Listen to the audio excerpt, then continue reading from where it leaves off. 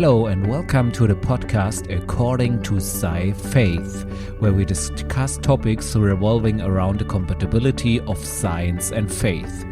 I'm Joshua Göcking and you're listening to According to Sci-Faith. Review of 23.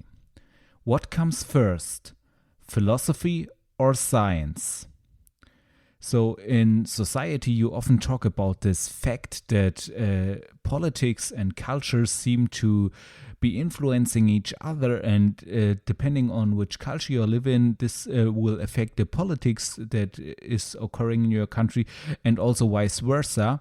So what I was asking myself is, or what I recently realized is, that a similar effect is occurring in science regarding philosophy. So the philosophies that are around in some area or in the mind of people oftentimes affect the science that is being done, and oftentimes even affect if there is something as science being done, or if science cannot occur because the philosophies are not well enough or something like that. And this we want to dive deeper into in this episode.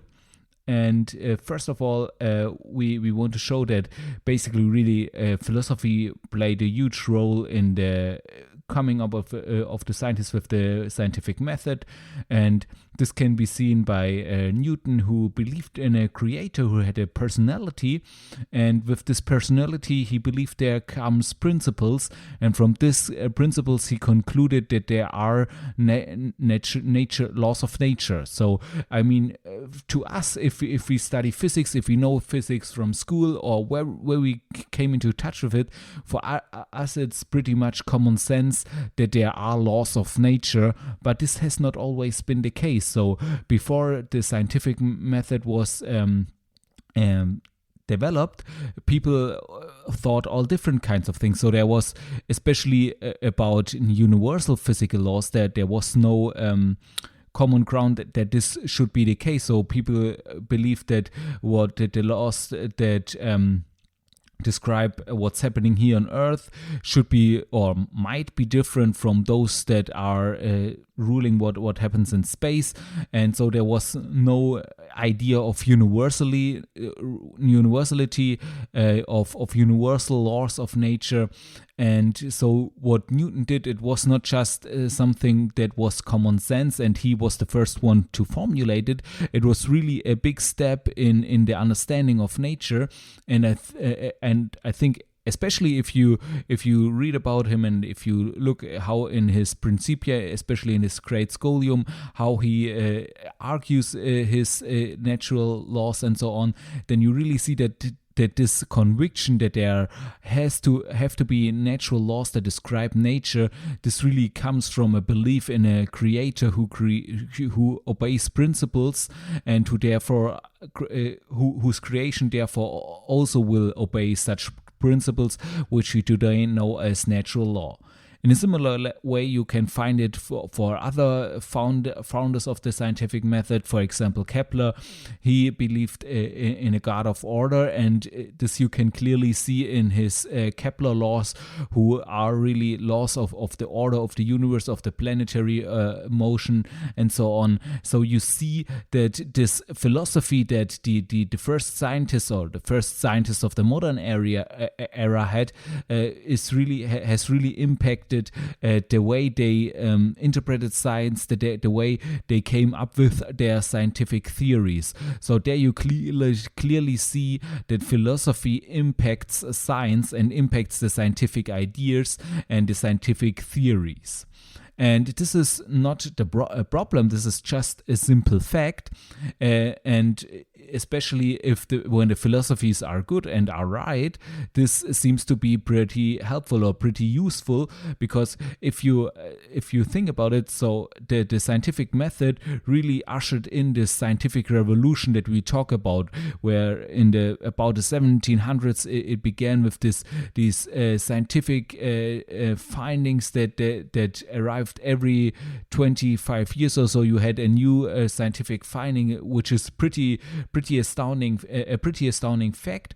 And this was not the case before, and there was also some kind of science before, but this methodology that was developed later, this was not there yet. This wasn't also with the ancient Greeks. This was not there yet, and that this was developed, it was pretty helpful for science to really come this far, and it was really at the core of it was a philosophy that really believed in these key facts that allowed for the development of natural laws and and these theories, and the methodology to prove these theories or to try to confirm these theories. But there's also this also shows, okay, if the philosophy is good, then this might lead to good science, to good scientific ideas. But of course, you can also see that if the philosophy is not so good, or if it's wrong philosophy, then this might not be the result, or maybe the scientific theories might deviate from this, or might differ in what they are saying or what they are describing. And I think this you can also see, for example, in the 1900s, there came about in philosophy, there came about ideas of superhuman. This was an idea that basically Nietzsche really was fond of this superhuman who will be beyond all the borders that society will put on him. And there was another philosophist who basically believed in another philosopher who believed in a class struggle, which was of course Karl Marx. And these two, if you look deeper into it, you see that they are closely related to a different scientific theory that arose in those times, and this was Darwin's theory of evolution. And of course, the Darwin's theory of evolution has a scientific basis. So I would say microevolution is pretty much established by now. What I mean by microevolution is basically the fact that there are mutations occurring in nature that lead to some living beings being more adapted to their surroundings just by the randomness of the mutations that occur. And these random mutations, if they randomly are preferable or are better for surviving in nature, they get through of they survive better than the others, and therefore this living being has better chances to survive, which is basically Darwin's theory of survival of the fittest. But I think up to now there's no clear evidence. There is evidence, of course, but I think you could not clearly say that it's already also happening on a macroscopic scale. This is, of course, what Darwin's theory of evolution and the theory of evolution in general states, is that this is also true on a microscopic scale, that really living different forms of living beings evolved into each other, or from one state to from one mutual ancestor. So I think there are still what I read about it, there are still many problems with this interpretation. So therefore there is no, as I would interpret it, there's no clear saying that this is really a fact, but more than just a theory or even a hypothesis.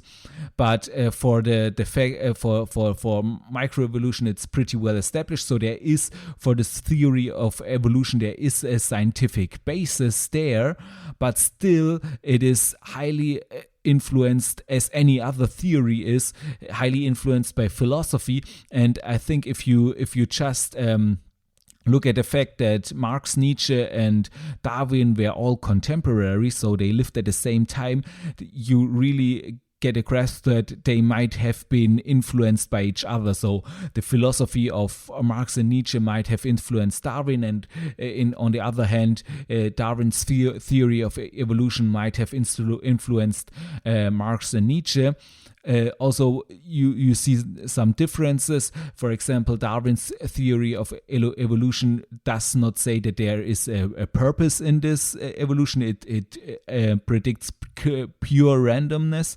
It basically states that it's purely random, where the philosophies of Marx and Nietzsche really state that there is some telos, some purpose in this in the world. So they also have differences in their philosophical assumptions, so they are not completely in union with each other, but to some degree you see that they are influenced by another. So if you look at Nietzsche's idea of the superhuman, this is clearly related to the theory of evolution, of survival of the fittest, of beings becoming ever better, so to speak. And it's also related to, I think, this survival of the fittest idea is something that Nietzsche also implemented in a way to mean, so at least as I see it, to mean that this is also true for humans, that they do not need to be constricted by moral laws or something, but just because they are better, they can also do as they like. So I'm really taking a broad assumptions here, but I think it's kind of what it was saying. And also, even if Nietzsche himself did not say it this way, it is the way it was interpreted by many also later, to horrible effects, of course. But this is what it shows, that philosophy and science are always influenced with each other, and there is this factor. And if the philosophy is bad or badly implemented, this can, in my opinion, lead to bad science. So here you have it also, you have this, that here it is the opposite, that maybe the science led to bad philosophy, in a way that you had this social Darwinism, where they tried to implement the statements of Darwin's theory of evolution to the social area, and saying that some people are above others because of this evolutionary thing, that they somehow interpreted some people as being evolutionary further than others, and so on. So this was bad philosophy. And so it was, you might argue, okay, this is not clearly in the science there, but I think it shows that the ideas were around then, and it shows that if there is bad philosophy, there can also be bad science, and vice versa.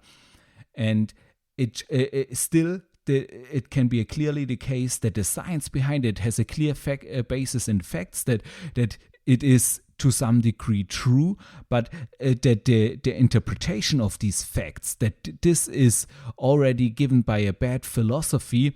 And if this is the case, then you might have the facts in the right order. You might be able to predict most of it correctly, but still you are missing something, and the philosophy behind it seems to be confirmed by the science that you have, and therefore this philosophy, if it is bad, gets more support, because science seems to be confirming it. And you can see this also in another way. So, for example, something that even where the philosophy was even longer in the progress of developing. For example, Jean-Jacques Rousseau was a French philosopher after the French Revolution. And he believed that our inner authentic self is really who we really are. So he called it this inner authentic self, or that's what it's often called. And it is suppressed or oppressed by society. And the goal of humankind is to get free from this oppression of our inner selves, from society, and express our true self. And this idea was also adapted by Sigmund Freud, who, as you might know, is today is considered today as the founder of psychoanalysis. And today, many of Freud's theories are considered to be completely wrong.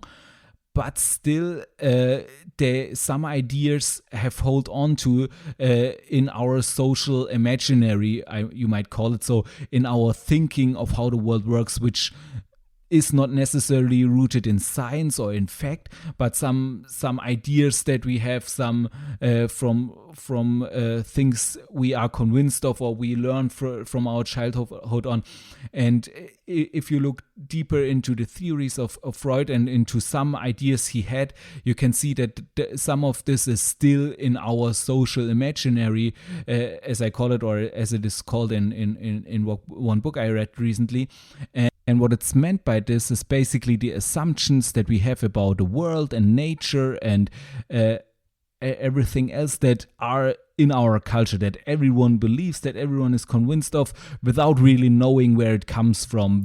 Maybe it comes, and oftentimes it comes, for example, from philosophers, from highly sophisticated philosophers or ideas, and without us having ever read them, we just are convinced of them because we get it through the media, through movies, through books, and without even knowing where it really comes from, we get those ideas. And if you look closer, you see many of the ideas of Freud, for example, are still in our social imaginary, and this even though the theories he had about psychoanalysis are by many, even especially the experts and the psychoanalysts today, are considered to be wrong.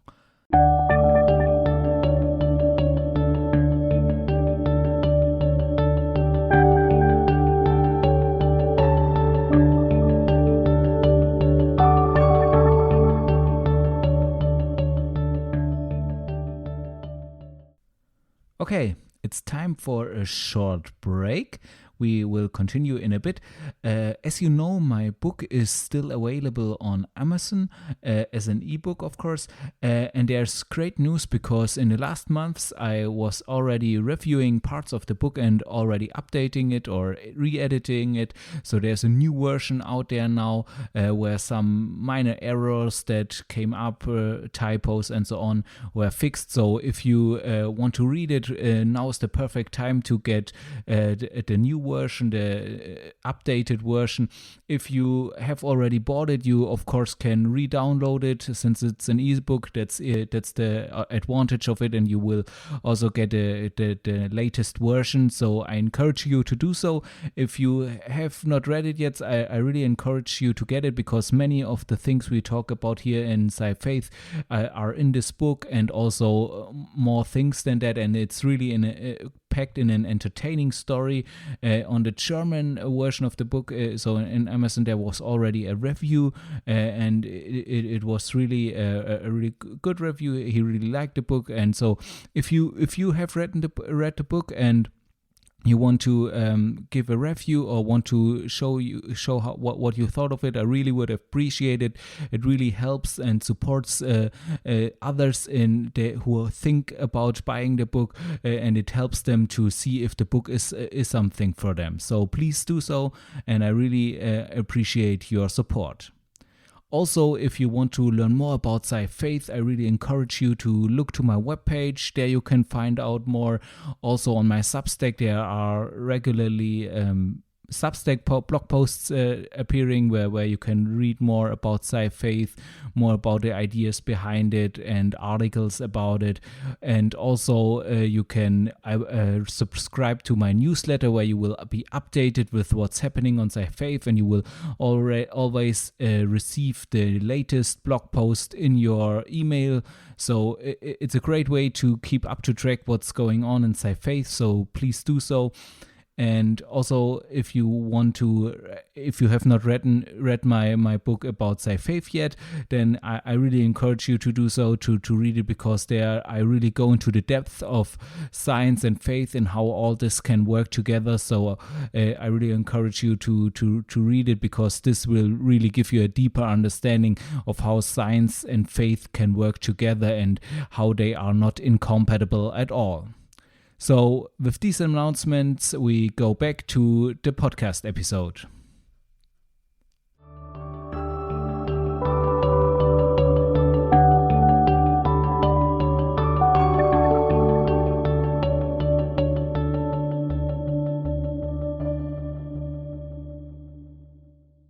So what can we learn from this? First of all, the facts of the nature, the facts of science, they are usually firm. They are, you can believe in them, you can trust in them, but still there are systematic errors, statistical errors that play into this. So they are not completely certain. And especially with systematic errors, there's the case that they can really be underestimated. So because it's really hard to estimate a systematic error. So if you are not familiar with systematic and statistical errors, so statistical errors are basically errors who occur statistically, so randomly. So you measure the size of a sheet of paper or something. You want to see how long it is, and its length in the one point you look slightly from a side, and then you look straight at your measurement device, and then you get different lengths, and if you measure a lot of times, you get in the mean of the true value basically, but there are always different measurements or different results probably. This is those are statistical errors. Systematic errors are errors in the system, so you're not necessarily doing something wrong, but every device has a systematic error, maybe something that where the reason is that you cannot really measure this value properly because of some systematic effects or something like that. So those are really hard to nail down, and it's really often the case that they are overestimated, or more often than that they are underestimated. And this has led into problems several times. For example, when measuring the neutron decay, if you look at the data, you can see that this time of the neutron decay was at one when it was first measured, it stuck really at the same value, basically around the same value.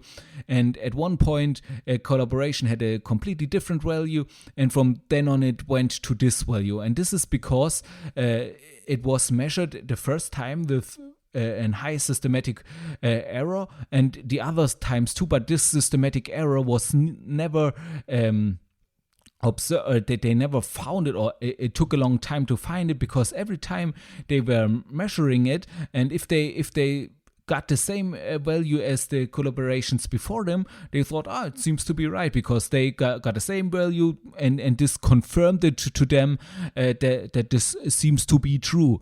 And this is what we call a confirmation bias. So they were biased by the confirmation of this other group that already measured it, and so it took some time until the measurement techniques were improved, and it really was observed, oh no, there is really, that the value is really at a different place. So from this you can see that even with facts, even with measurable facts, there can still be the case that a systematic error is highly underestimated, and therefore the value that is measured is not in the area where it is supposed to be, and is not trustworthy. It's really hard to find out for which facts that this might be the case, or if this might be the case at all, since, as I said, systematic errors are really hard to nail down, really hard to track, and really hard to find out where they are and how big they are. So therefore, this is also a problem with facts. But other than that, you can really believe in facts, can really trust that they are firm, that they are possibly true, but still this does not give you a theory. Facts don't give you a theory. You have to have this interpretation of the facts that is basically the theory, and this is already always depending on a philosophy. It's always depending on the philosophy or the worldview, or how you want to call it, that you have, and this will always affect the interpretation of the facts that you will yield. And this is, in my book, I state that this is depending on the worldview of the scientist who comes up with this theory. But more than this is not only depending on that, it depends on also the world in which he lives. So as I have stated, the philosophies that are going around in the ether, so to speak, they really affect the thinking of everyone in this area, in this field where these philosophies are shared, and also the scientists who's doing his experiments. So you might be able to separate to make a clean laboratory where you separate every thing of your experimental setup from outer influences like radiation and so on. But this is already hard for the factual side. Therefore, you have systematic errors.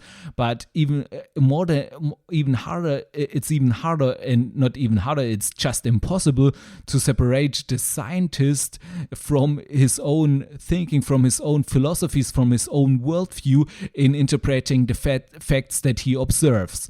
And therefore, philosophy or worldviews will always play a key role in the theories that are being created. And this is really important to know, that when you are confronted with scientific theories, new scientific theories, but also the one that are currently existing, that are considered to be confirmed or considered to be fact, that there's always this effect that the philosophy of that's around, that's in this social imaginary, as I define it, that this is always affecting also the scientific theory.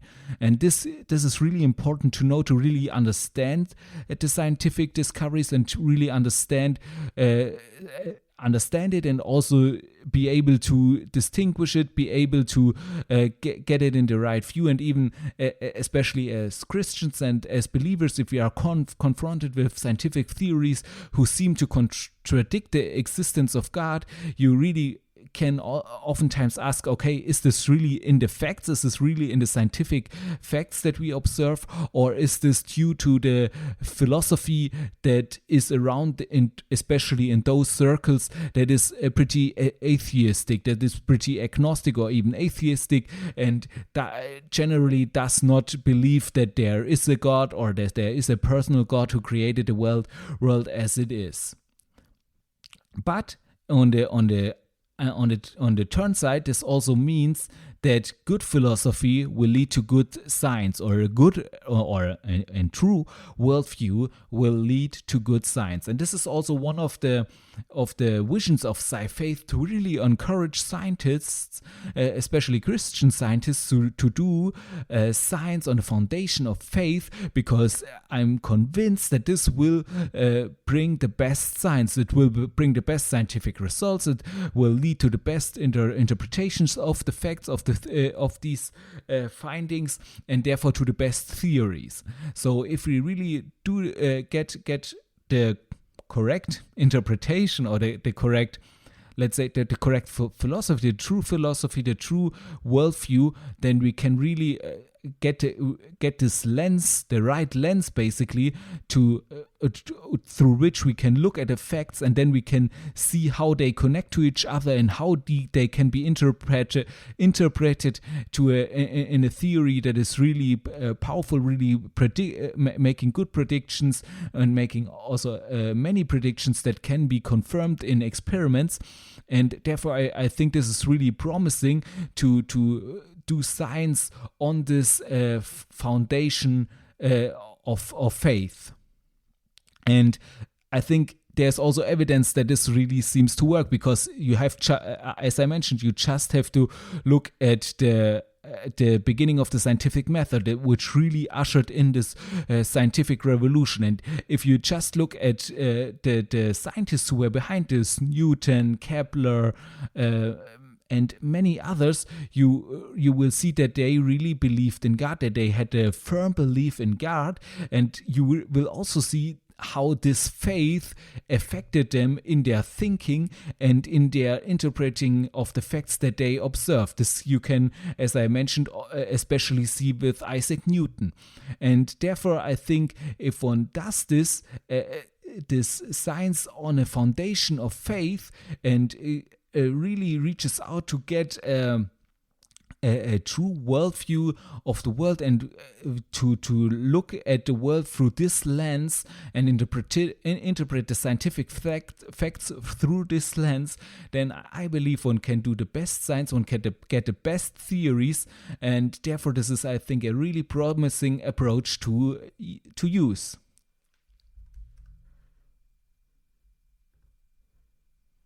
So that's everything for today's episode. I hope you liked it and you enjoyed each part of it. If you want to get in touch with me or discuss a topic or want to give me some feedback, then feel free to contact me using the contact form on my website, sci-faith.de/en. And there you can go to the contact tab and contact me. And if you have any other things or episodes you want to have covered there, or topics you want to have covered, feel free to contact me there. Also, if you are not yet familiar with the format in which this podcast is produced, let me just briefly explain it to you. So there is always at the beginning of a month or of a block, there is a big block of 4 episodes in one thing. It's kind of like a preview, which I call it, where you have the next 4 episodes all in one episode together, combined.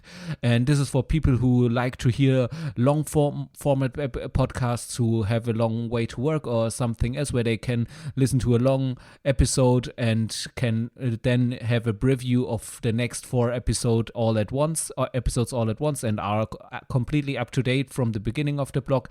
For those who like their episodes shorter, who prefer it if they have a half an hour or even less of a podcast episode, for those there is every week afterwards will appear a podcast episode almost in that length, and this way I can publish every week a new podcast every episode, and everyone can have it his own way, either once a month a long chunk of content, or once a week a shorter format podcast episode. So I think that's the best way for everyone, and also for me when I'm producing it. Please also note that this is an independent podcast, which means that it is recorded, produced, and marketed by me. So I really need your support in this. So if you like this podcast, then give it a 5-star rating. And if you have the time, even write a review to it. This just helps other listeners to become aware of this podcast, and then people who might be interested in this content can become aware of it. Also, if you have friends who you think would like this content, then recommend it to them and share it with them. Also, you can support me in other ways, for example by reading my blog and subscribing to my newsletter, or even by reading my books, which you can find on Amazon. For example, there is my latest novel out now is Alien Thoughts, which is pretty entertaining from the feedback that I gotten, and so it's also in some way related to science and faith. The topic of it is also in there, but of course you can also read the book to this podcast, Sci-Faith, The Compatibility of Science and Faith, which is also available in English since last year. Thank you for that, and now I wish you a wonderful day, and I'm looking forward for you to tune in again next time.